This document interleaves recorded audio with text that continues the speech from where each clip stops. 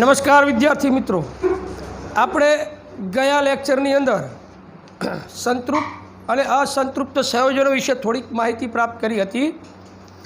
હવે આપણે આજે સંતૃપ્ત અને અસંતૃપ્ત કાર્બન સંયોજનો આપણે પેજ નંબર 63 ઉપર અહીંયા પહોંચ્યા હતા, બરાબર ને? સંતૃપ્ત અને અસંતૃપ્ત કાર્બન સંયોજનો આપ્યા છે. આપણે પહેલાં જે મિથેનનું બંધારણ જોઈ ગયેલ છીએ, CH4 વિશે આપણે ઇલેક્ટ્રોન બિંદુ રચના પણ આપણે શીખવાડી દીધી છે. CH4 એક કાર્બન સાથે 4 હાઇડ્રોજન એકલ બંધથી જોડાયેલા છે. કેવી રીતે જોડાયેલા હોય છે એનું ઇલેક્ટ્રોન બિંદુ નિરૂપણ આપણે જોઈ ગયા છીએ.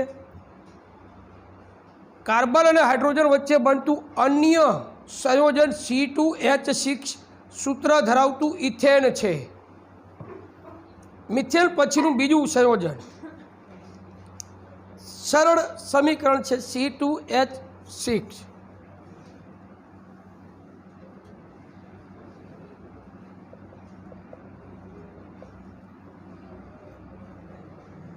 સંતૃપ્ત સંયોજનો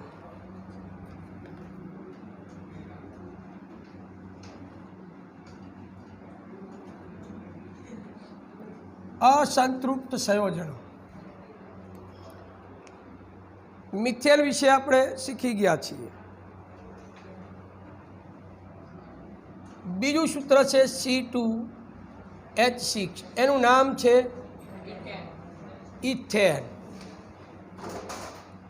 અહીંયા નામની પાછળ એન પ્રત્યય લાગે છે, એટલે આ છે આલ્કેન શ્રેણીનું સંયોજન છે, જેનું સૂત્ર છે આપણે કાલે શીખવાડ્યું હતું, Cl(H2n+2).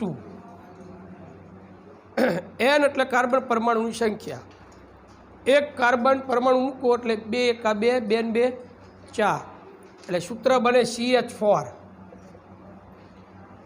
2 કાર્બન પરમાણુ હોય તો 2, 2 દુ 4, 4 ને 2 C2H6 બને. 3 કાર્બન પરમાણુ લો તો 3 દુ 6, 6 ને 2 C3H8, C4H10, C5H12, C6H14, 14. અહીંયા સુધી સૂત્ર બનતા જાય. પણ અહીંયા તમે જુઓ છો, આમાં કોમન બાબત એ છે કે દરેક સૂત્ર, આણ્વીય સૂત્રમાં કાર્બન અને હાઇડ્રોજન જ છે. દરેકમાં CH CH CH CH, carbon અને હાઇડ્રોજન, બીજું કોઈ તત્વ છે નહીં. હા, એને પરમાણુ સંખ્યા વધુ ઓછી હોઈ શકે છે, પણ તત્વો છે ફક્ત 2 જ છે. એટલે જે સંયોજનો ફક્ત હાઇડ્રોજન અને કાર્બનના જ બનેલા હોય એવા સંયોજનોને હાઇડ્રોકાર્બન સંયોજનો કહેવાય. આ હાઇડ્રોકાર્બન સંયોજનો જે છે, આ એનું આલ્કેન શ્રેણીનું સૂત્ર છે Cl(H2n+2). તો આવી રીતે આ બધા સંયોજનો આપેલા છે.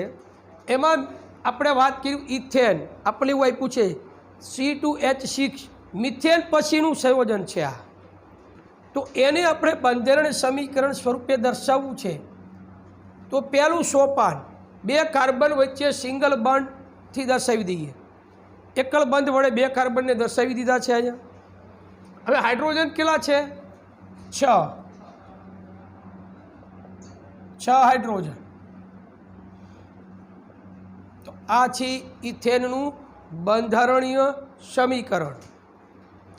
આ સમીકરણને આપણે ઇલેક્ટ્રોન બિંદુ સ્વરૂપે દર્શાવવું હોય તો 2 કાર્બન છે, 2 કાર્બન છે અને 6 હાઇડ્રોજન છે.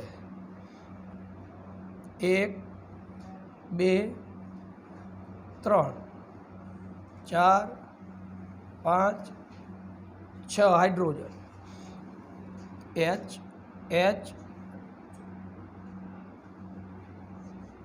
હાઇડ્રોજન પાસે 1 ઇલેક્ટ્રોન છે.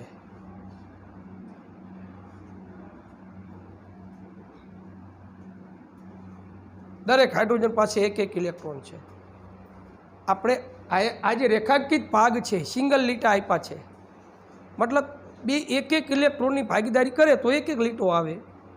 2 ઇલેક્ટ્રોનની ભાગીદારી કરે તો 2 લીટા આવશે, 3 ઇલેક્ટ્રોનની ભાગીદારી કરે તો 3 લીટા આવે.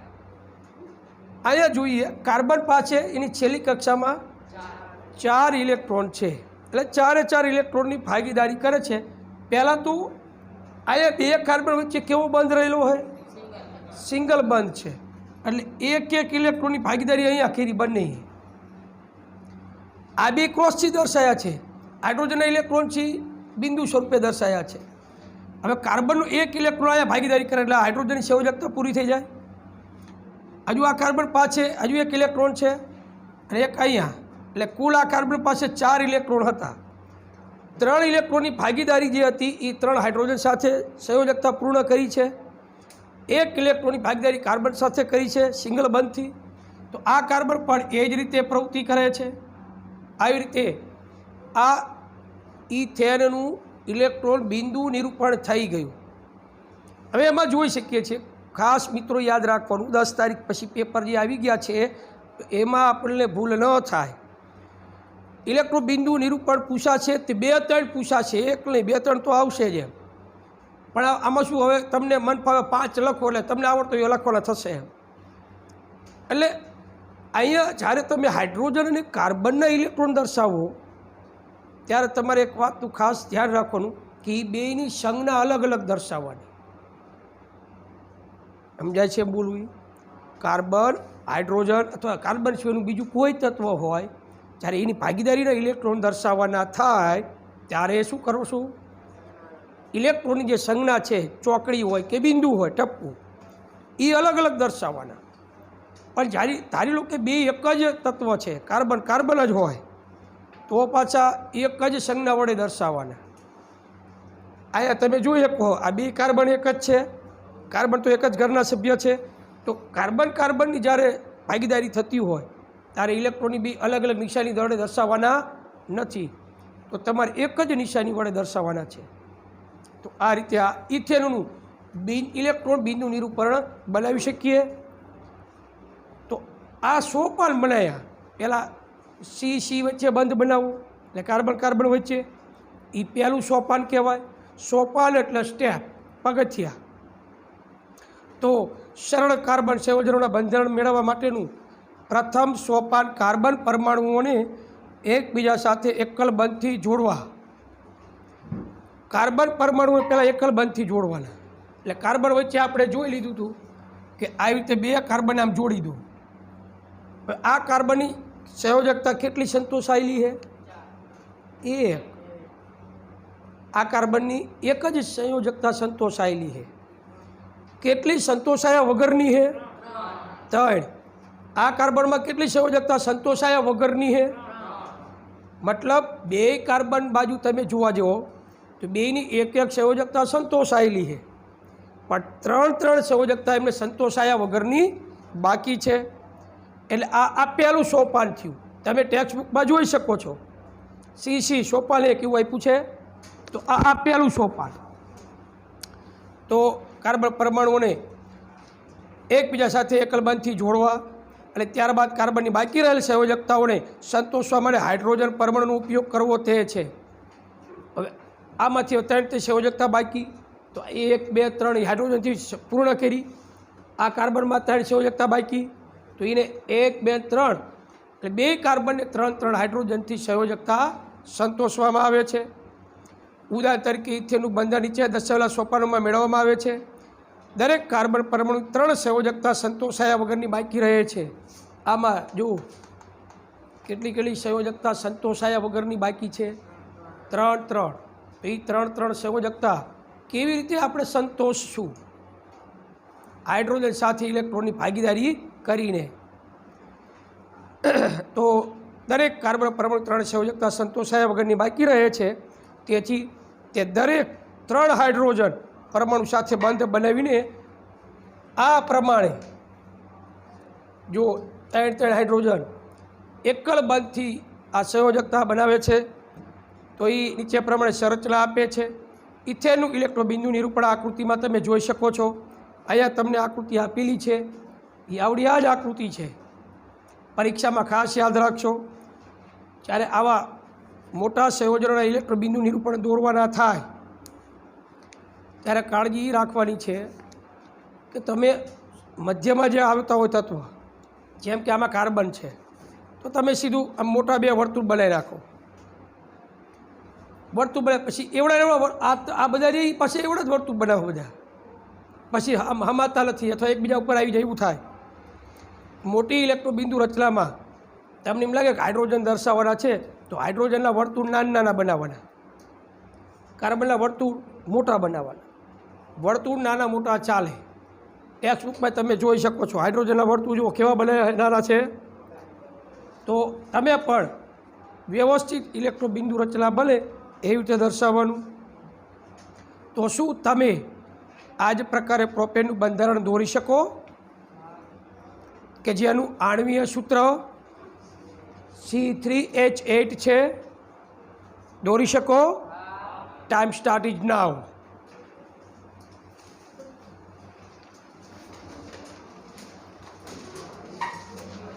ત્રણ મિનિટમાં દોરાઈ જવું જોઈએ.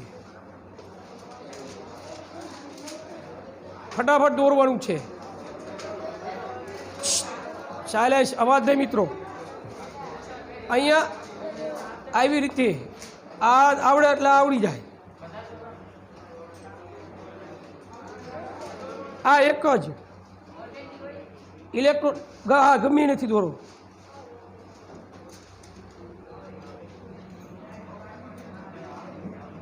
C3H8 ઇલેક્ટ્રોન બિંદુ. આપણને ટેક્સ્ટબુકમાં એવો પ્રશ્ન જ કર્યો, તમને હવે આવડે આનું? એટલે આપણે ચેક કરી લઈએ આવડે કે ના આવડે. આ એક દોર્યું એટલે ખ્યાલ આવી જશે.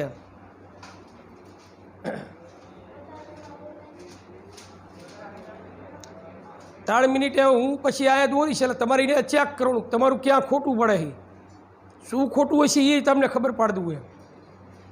તમને એવું લાગશે કે આપણે દોરી નાખ્યું સાચું દોર્યું હોય, ઇલેક્ટ્રોબિંદુ નિરૂપણ ક્યાં ખોટું હશે એ ખ્યાલ આવી જશે.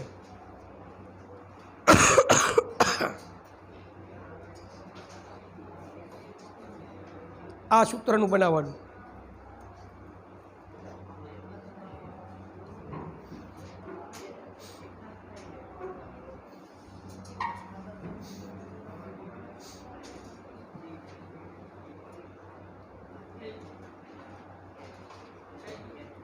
થઈ ગયું?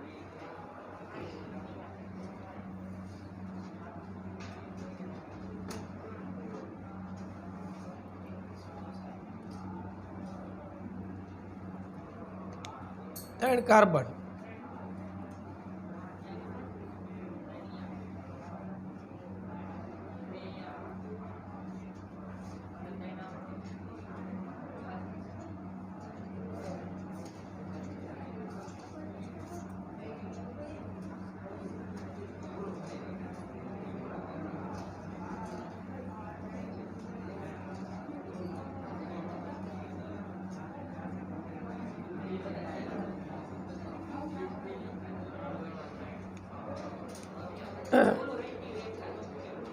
આઠ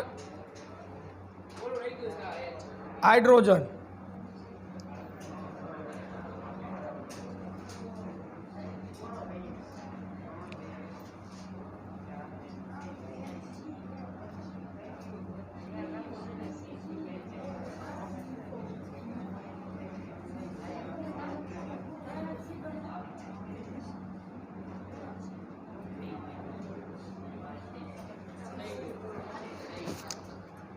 હવે જેને દોર્યા આ બિંદુ રચનામાં તમે જોઈ લો, આ હાઇડ્રોજન અને કાર્બન વચ્ચે બિંદુ અને ક્રોસ વડે ભાગીદારી કરવાની છે, એવી રીતે દર્શાવવાના છે. પણ અંદરના ઇલેક્ટ્રોન્સથી ક્રોસ જ હોવા જોઈએ અથવા કાં બે ટપકા જ હોવા જોઈએ. જો અંદર તમે અલગ અલગ કર્યા છે તો એ ઇલેક્ટ્રો બિંદુ રચના ખોટી. સમજાય? હવે પરીક્ષામાં દોરવાની થાય ત્યારે એ વાત ખાસ કાળજી રાખવાની છે. આ છે પ્રોપેન. શું છે? પ્રોપેનની ઇલેક્ટ્રો બિંદુ રચના છે. તો હવે તમને એક્ઝેનનું આવડી જાય. દોરવી નથી અત્યારે પણ આ 5 6 છે તો એ તમને હવે લગભગ આવડી જશે. તો અહીંયા તમે જોશો કે તમામ પરમાણુ સંયોજકતાઓ તેમની વચ્ચેના એકલ બંધથી સંતોષાય છે। આમાં તમે જુઓ આ બધી સંયોજકતા કેવા બંધથી સંતોષાય છે? એકલ બંધથી, સિંગલ બોન્ડથી સંતોષાય છે। આવા કાર્બન સંયોજનો સંતૃપ્ત સંયોજનો કહેવાય। એટલે આ એની વ્યાખ્યા થઈ। ફરી વખત હું વ્યાખ્યા બોલી જાઉં છું। જે હાઇડ્રોકાર્બન સંયોજનોમાં બે કાર્બન વચ્ચે હાઇડ્રોજન આયર્ન નહીં, કોની વચ્ચે? બે કાર્બન વચ્ચે એકલ બંધ રહેલો હોય, એટલે બે કાર્બન છે એ સિંગલ બોન્ડથી જોડાયેલા હોય, એવા હાઇડ્રોકાર્બન સંયોજનો છે એ સંતૃપ્ત સંયોજનો કહેવાય। કેવા? સંતૃપ્ત। તો આવા સંતૃપ્ત સંયોજનોમાં આ જે છે આલ્કેન શ્રેણીનું સંયોજનો છે, આ બધા જે નામની પાછળ પૂર્વક તરીકે એન પ્રત્યય લાગે। જો આલ્કેન એમાં સી વચ્ચે નામની પાછળ એન પ્રત્યય લાગે। પછી આલ્કીન ડબલ બોન્ડ હોય, એમાં ઇન પ્રત્યય લાગે। અને ત્રીજું આલ્કાઇન ટ્રિપલ બોન્ડ ધરાવે, આઇન પ્રત્યય લાગે। તો આ જે પ્રથમ જે શ્રેણી છે આ એ સંતૃપ્ત છે, અને આ બે જે છે એ અસંતૃપ્ત છે। તો હવે આટલું આપણને આવડે એટલે વ્યાખ્યાઓ બનાવતા જાતે આવડે। જે સંયોજનોમાં અથવા જે હાઇડ્રોકાર્બન સંયોજનોમાં બે કાર્બન વચ્ચે એકલ બંધથી જોડાયેલો હોય, તો એવા જે સંયોજનો છે એ સંતૃપ્ત હાઇડ્રોકાર્બન સંયોજનો કહેવાય। એનાથી ઉલટું, જે બે કાર્બન પરમાણુ વચ્ચે દ્વિબંધ કે ત્રિબંધથી જોડાયેલા હોય, તો એવા સંયોજનોને અસંતૃપ્ત સંયોજનો કહેવાય છે। બીજી વાત, આ સંતૃપ્ત સંયોજનો કરતાં અસંતૃપ્ત સંયોજનો વધારે ક્રિયાશીલ હોય છે। આપણે વ્યવહારમાં છે સંતૃપ્ત સંયોજનો વધારે વાપરીએ છીએ। જેમ કે આપણે ઘરે આવલી લીલા રંગની રિક્ષાઓ તમે જુઓ છો તો એ સીએનજી છે, એમાં મિથેન વાયુ છે। ઘરે આપણે જે ગેસ લાઇન આવે છે પીળા રંગની પાઇપલાઇન, એમાં જે વાયુ હોય છે એ મિથેન વાયુ છે, CH4 આવે છે। પછી લાલ કલરના બાટલા ઇન્ડિયન ગેસ, ભારત ગેસ આવે ને, એમાં આવડો આ વાયુ હોય છે C4H10 બ્યુટેન। પણ એ બધા કેવા છે? સરળ શૃંખલાવાળા છે। કેવા છે? સંતૃપ્ત હાઇડ્રોકાર્બન છે બધા। તો હું એમ કહું છું કે આમના કરતાં જે દ્વિબંધ કે ત્રિબંધવાળા જે સંયોજનો હોય ને એ સિંગલ બંધવાળા કરતાં કેવા હશે? વધારે ક્રિયાશીલ છે। તો આવા સંયોજનો સામાન્ય રીતે વધુ સક્રિય ક્રિયાશીલ હોતા નથી। જોકે કાર્બન અને હાઇડ્રોજનના એક અન્ય સંયોજનનું સૂત્ર C2H4 છે, અને તેને શું કહે છે? ઇથિન કહે છે। શું કહે છે? ઇથિન। આ અણુનું નિરૂપણ કેવી રીતે કરી શકાય આપણે ઉપર પ્રમાણે તબક્કાવાર અભિગમમાં નિશીશું। કાર્બન પરમાણુ એકબીજા સાથે એકલ બંધથી જોડાય છે। આપણે જોઈએ છીએ કે દરેક કાર્બનની એક સંયોજકતા સંતોષાયા વગરની બાકી રહે છે। તે ત્યારે જ સંતોષાઈ શકે કે જ્યારે બે કાર્બન પરમાણુથી દ્વિબંધ હોય। તમે સોપાન જોઈ શકો છો। બીજું એક સંયોજન આપ્યું છે, આ બાજુ જોઈએ એટલે અસંતૃપ્તિ ચર્ચા કરીએ। C2H4 આનું નામ શું છે? ઇથિન। C2H4 શું છે એનું નામ? ઇથિન। કેટલા કાર્બન પરમાણુ છે? 2। એનું સોપાન નંબર 1, બે કાર્બનને એકલ બંધથી જોડી દઈએ। હાઇડ્રોજન કેટલા છે? 1 2 3 4, બરાબર। 4 હાઇડ્રોજન જોડ્યા. સોપાન નંબર 3. હજુ આમાં હાઇડ્રોજનની સંયોજકતા પૂર્ણ થઈ ગયેલી છે, પણ કાર્બનની 2 કાર્બનની 3 સંયોજકતા જ સંતોષાઈ છે. મતલબ હજુ એક સંયોજકતા સંતોષાયા વગરની છે. તો આ કાર્બન વચ્ચે આપણે દ્વિબંધ વડે દર્શાવવામાં આવશે. એટલે હવે 2 કાર્બનની સંયોજકતા 4 પૂર્ણ થાય છે. તો આ ઇથિનનું આપણે ઇલેક્ટ્રોન બિંદુ નિરૂપણ કરવું હોય તો 2 કાર્બન અને હાઇડ્રોજન કેટલા છે? 4. 1 2 3 4 હાઇડ્રોજન.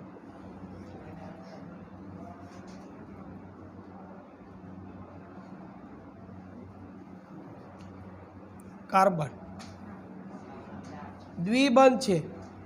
2 ઇલેક્ટ્રોન હોય એટલે 1 લીટો આવે. 4 ઇલેક્ટ્રોને 2 લીટા, 6 ઇલેક્ટ્રોને 3 લીટા. તો અહીંયા જુઓ કેટલા ઇલેક્ટ્રોન થયા? 4. 1 અહીંયા. કુલ સંયોજકતા પૂર્ણ થઈ ગઈ. 4 2 16 2 8 થઈ ગયા કાર્બનના. 4 ને 2 16 2 8. આ જે છે 1 અને 2 4 ઇલેક્ટ્રોન બબે ઇલેક્ટ્રોનની ભાગીદારી કરી એટલે આ શું કહેવાય? દ્વિબંધથી જોડાયેલા છે કાર્બન. કેવો બંધ છે? દ્વિબંધ. તો આ સંયોજન છે અસંતૃપ્ત સંયોજન કહેવાય. અને આના નામની પાછળ ઇન પ્રત્યય લાગે છે એટલે આલ્કીન શ્રેણીનું સંયોજન છે. આ કેવું છે? આલ્કીન. આનું સૂત્ર છે CnH2n. કાર્બન કરતાં હાઇડ્રોજન બમણા હશે. કાર્બન કરતાં હાઇડ્રોજન કેવા હશે? બમણા. આમાં C5 લો તો H10, C5H10 આલ્કીન શ્રેણીમાં. એટલે કોઈ પણ 2 કાર્બન વચ્ચે ક્યાંક ડબલ બોન્ડ આવશે. બરાબર. આગળ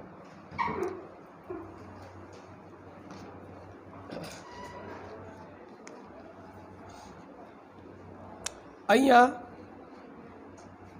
હાઇડ્રોજન અને કાર્બનનું અન્ય સંયોજન C2H2 સૂત્ર ધરાવે છે. તેને ઇથાઇન પણ કહેવાય છે. શું તમે ઇથાઇનની ઇલેક્ટ્રોન બિંદુ રચના દોરી શકો? સંયોજકતાઓ સંતોષવા માટે 2 કાર્બન પરમાણુ વચ્ચે કેટલા બંધ હોવા જરૂરી છે? કાર્બન પરમાણુ વચ્ચે દ્વિબંધ કે ત્રિબંધ ધરાવતા કાર્બનના આવા સંયોજનોને કયા નામે ઓળખવામાં આવે છે? અસંતૃપ્ત સંયોજનો કહેવાય છે. અને તેઓ સંતૃપ્ત કાર્બન સંયોજનો કરતાં કેવા હશે? વધુ ક્રિયાશીલ હશે. આપણને બીજું સંયોજન આપ્યું છે C2H2. આનું નામ છે ઇથાઇન. આ છે આલ્કાઇન,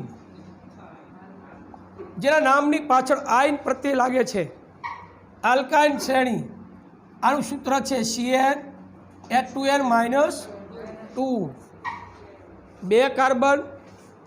તમે એક યાદ રાખો, ઇથેન હોય કે ઇથિન હોય કે ઇથાઇન હોય, કાર્બન પરમાણુ સંખ્યા એટલી જ રહે. એમાં કંઈ વધઘટ ન થાય. હાઇડ્રોજનમાં ફેરફાર થઈ શકે. ભાઈ કાર્બન પરમાણુ સંખ્યામાં કોઈ ફેરફાર થતો નથી. આ ઇથેનમાં કેટલા કાર્બન છે? 2. આ RUE શું છે? ઇથેન. RUE ઇથિન કેટલા કાર્બન છે? ઇથાઇન કેટલા કાર્બન? 3 જે છે આલ્કેન, આલ્કીન ને આલ્કાઇન, કાર્બન પરમાણુ સંખ્યા સમાન જ રહે, પણ હાઇડ્રોજન પરમાણુ સંખ્યા વધઘટ થાય છે. તો અહીંયા પણ 2 કાર્બન વચ્ચે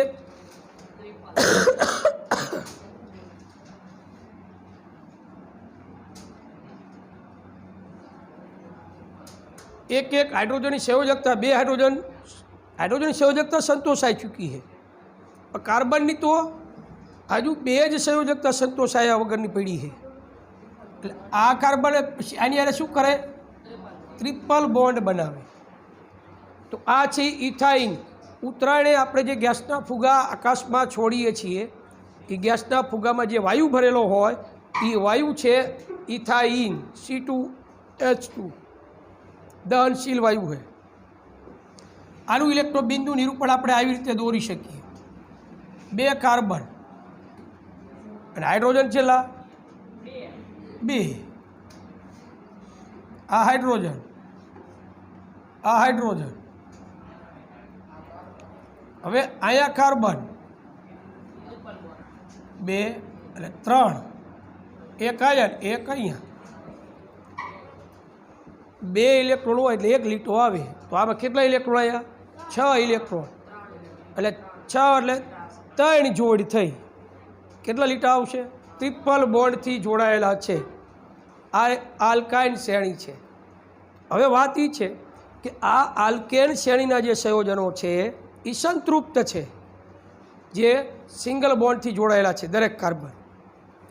આ સંતૃપ્ત સંયોજનો કરતાં અસંતૃપ્ત સંયોજનો એટલે કે આલ્કિન ને આલ્કાઇન બી, દ્વિબંધવાળા અને ત્રિબંધવાળા, સંતૃપ્ત સંયોજનો કરતાં અસંતૃપ્ત સંયોજનો વધારે ક્રિયાશીલ હોય છે. આ સંયોજન કરતાં વધારે શક્તિશાળી, એમ વધારે ઉષ્મા ઉર્જા આપણને પ્રાપ્ત થાય. એટલે મોટી મોટી જે કંપનીઓ, ઉદ્યોગોની અંદર આમનું વધારે વપરાશ થતો હોય છે. શૃંખલાઓ, શાખાઓ અને વલયો આપણે આ જે જોયા છે, આ બધા આજે આ સરળ શૃંખલા કહેવાય. આગળના વિભાગમાં આપણે 1, 2, 3 કાર્બન પરમાણુ ધરાવતા કાર્બન સંયોજનો મિથેન, ઇથેન તથા પ્રોપેનનો ઉલ્લેખ કરેલો છે. કાર્બન પરમાણુની આ પ્રકારની શૃંખલાઓ ઘણા કાર્બન પરમાણુ ધરાવી શકે. તે પૈકીના 6ના નામ અને બંધારણ આપેલા છે. હાઇડ્રોજનના અને કાર્બનના સંતૃપ્ત સંયોજનો સૂત્રોને બંધારણ 1 થી 6 સુધી આલ્કેન શ્રેણીના આપેલા છે. આલ્કેન શ્રેણી પહેલું CH4, નામ શું? મિથેન. એનું બંધારણ સૂત્ર આવું બને: 4 હાઇડ્રોજન 1 કાર્બન, મિથેનનું. બીજું છે ઇથેન, C2H6, 2 કાર્બન, હાઇડ્રોજન કેટલા?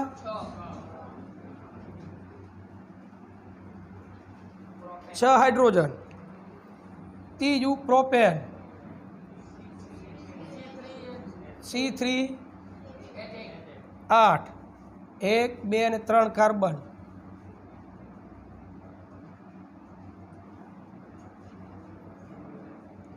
આ બધામાં કાર્બન તમે જુઓ કેવી રીતે ગોઠવેલા આવે છે શ્રેણીમાં. એમ આડાવડા નથી, એક જ શ્રેણીમાં ગોઠવેલા છે.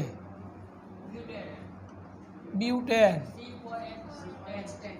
10, 1, 2, 3 અને 4. હાઇડ્રોજન કેટલા? 10. ખ્યાલ આવે આમાં? આ સરળ શૃંખલાઓ છે. 5, પેન્ટેન, C5H, 1, 2, 3, 4 અને 5.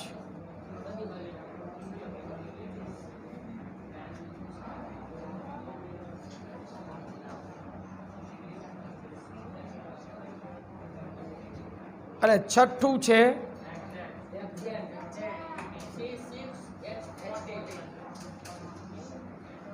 ચૌદ, 1, 2, 3, 4, 5 અને 6.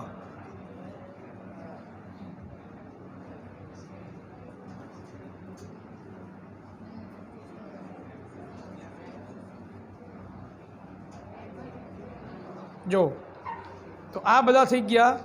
6 તમે એક માર્કિંગ કરો. હાઇડ્રોકાર્બન સંયોજનો બધા જ સંતૃપ્ત છે. આખું કોષ્ટક આપેલું છે આપણને. એનું નામ, એનું અણુસૂત્ર, કાર્બન પરમાણુ સંખ્યા આપેલી છે. આમાં 1 કાર્બન પરમાણુ છે, આમાં 2 છે, આમાં 3, આમાં 4, આમાં 5 ને આમાં 6. પણ બધા જ આ જે સમીકરણ છે, જો અહીંયા જે લખ્યા ને આ રે આણ્વીય સૂત્ર કહેવાય. કયા સૂત્ર કહેવાય? અથવા એને અણુસૂત્ર કહેવાય. આ બધા જે લખાય શું છે? આણ્વીય સૂત્ર. પણ આ બધા જે રહ્યા ને એ બંધારણ કહેવાય. બંધારણીય સૂત્ર લખો એમ કહેતો તો આવી રીતે લખવાના. અહીંયા આણ્વીય સૂત્ર આપણે આ છે, આ આણ્વીય સૂત્ર કહેવાય. એને તમને એમ કે બંધારણીય સૂત્રમાં લખો તો આવી રીતે દર્શાવવાના. હવે આ બધા જ બંધારણીય સમીકરણની અંદર આપણે જોઈ શકીએ છીએ કે દરેક કાર્બન શ્રેણીમાં જ ગોઠવાયેલો હોય, આડોવડો ક્યાંય નથી. આ 2 કાર્બન જુઓ એકબીજા જ જોડાયેલો હોય. આમાં 3 કાર્બન, આમાં 4 કાર્બન, આમાં 5 કાર્બન, તો એક જ લાઇનસર है શ્રેણીમાં, 6 કાર્બન તો એક જ શ્રેણીમાં. આ જે શૃંખલા છે એને સરળ શૃંખલા કહેવાય. કેવી? સરળ. હવે આપણે બ્યુટેન વિશે વિચારીએ. આ બ્યુટેન આપ્યું છે, જુઓ 1 2 3 4 કાર્બન કેવી રીતે ગોઠવાયેલા છે? એકદમ સરળ. પણ આપણે બ્યુટેનને આમ લઈ લઈએ,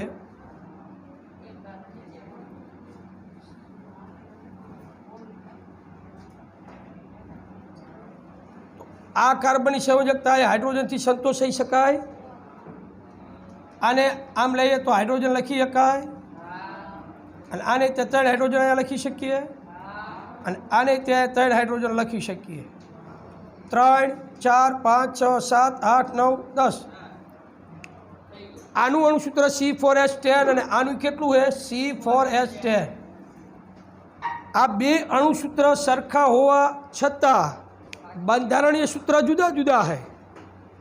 આનું અણુસૂત્ર આ છે અને આનું અણુસૂત્ર આ છે. બે અણુસૂત્ર કેવા થયા? સરખા.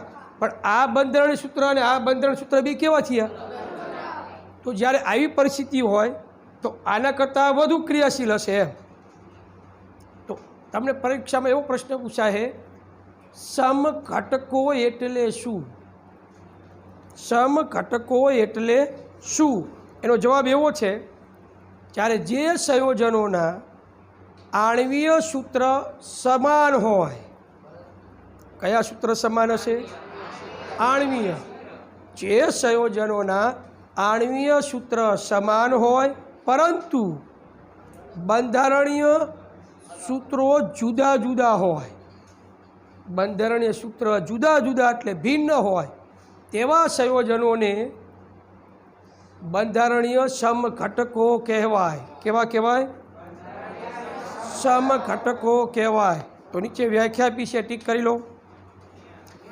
ચાલો આપણે બ્યુટેનનો અન્ય રીતે વિચાર કરીએ. જો આપણે 4 કાર્બન પરમાણુથી કાર્બન માળખું બનાવીએ તો આપણે જોઈએ છીએ કે 2 જુદા જુદા માળખા બની શકે છે. નીચે તમને આ 4 શ્રેણીમાં કાર્બન છે અને અહીંયા જો શૃંખલામાં છે. હવે એમાં હાઇડ્રોજન એમને ગોઠવો નીચે. બાકી રહેલા સંયોજકતાઓને ઇલેક્ટ્રોન વડે ભરપાઈ કરતાં નીચેના સૂત્ર મળે. તો પહેલું સૂત્ર રહ્યું આ અને બીજું સૂત્ર છે આ. 2 સૂત્ર મળી ગયા. હવે નીચેનો ફકરો તમે જુઓ. આપણે જોઈએ છીએ કે બંને બંધારણો સમાન સૂત્ર C4H10 ધરાવે છે, બરાબર? એટલે આણ્વીય સૂત્ર બેના કેવા થયા? સમાન. આણ્વીય સૂત્ર સમાન.